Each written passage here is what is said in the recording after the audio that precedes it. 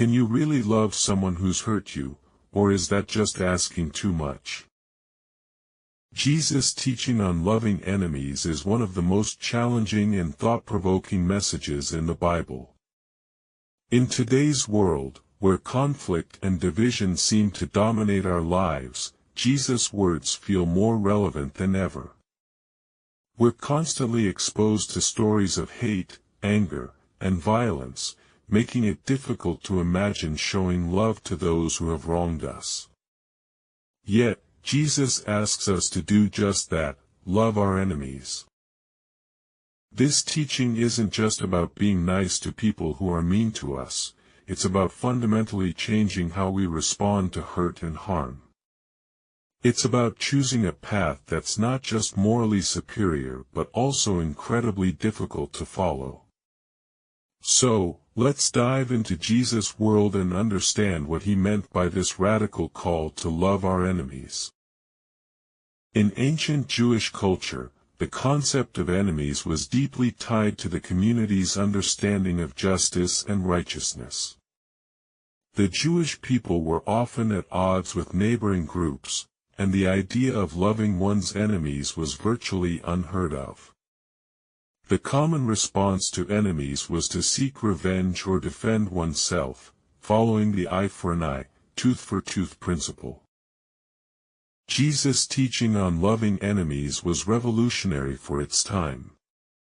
He didn't just suggest being kind to friends and family, he asked his followers to extend love and compassion to those who actively sought to harm them.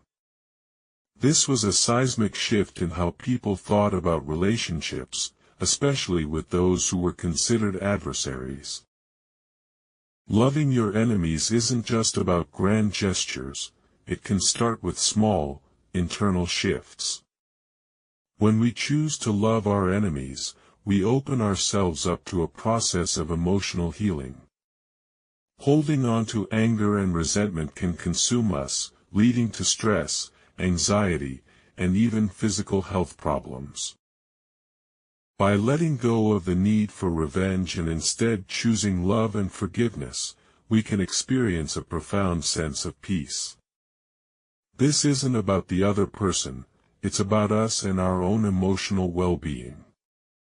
Loving our enemies can free us from the chains of bitterness and allow us to live more fully in the present. One of the most compelling examples of loving enemies comes from the life of Corrie ten Boom, a Dutch woman who helped hundreds of Jews escape the Nazis during World War II. After the war, she met one of the guards who had been particularly cruel to her and her sister. To her surprise, he asked for forgiveness, and Corrie, through a process of prayer and reflection, found it in her heart to forgive him. This act of forgiveness wasn't easy, but it showed the world what it means to live out Jesus' teaching in a powerful and transformative way. Some people might think that loving our enemies means condoning their behavior or letting them off the hook. However, that's not what Jesus teaches. Loving our enemies doesn't mean ignoring injustice or excusing harmful actions, rather, it's about choosing not to let those actions define us. It's about seeing the humanity in everyone, even those who have wronged us, and desiring their good, even when it's hard. This nuanced understanding is crucial for living out Jesus' teaching in a way that's both authentic and impactful. So, how can we start practicing this radical form of love in our own lives? It begins with forgiveness, not for the other person's sake, but for ours. Forgiveness is a process, and it might take time, but it's a crucial step towards healing. Another practical step is to try to understand where others are coming from. This doesn't mean agreeing with them, but it does mean seeking to see things from their perspective. Empathy can be a powerful tool for breaking down barriers and fostering a sense of connection, even with those we might consider enemies. In a world that often promotes division and retaliation, Jesus' call to love our enemies stands out as a beacon of hope.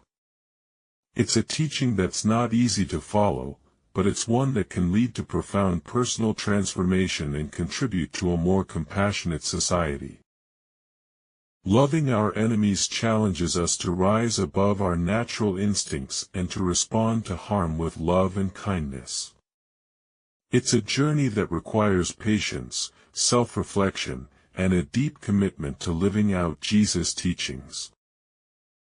As we reflect on Jesus' teaching, let's remember that it's not just an idealistic dream, it's a practical pathway to personal peace and social change. By choosing love over hate, we can create ripples of kindness that spread far and wide. I hope this video has been encouraging and helpful to you. If you have any thoughts or questions, please share them in the comments below. If you are new here, consider subscribing for more inspirational videos. Thanks for watching.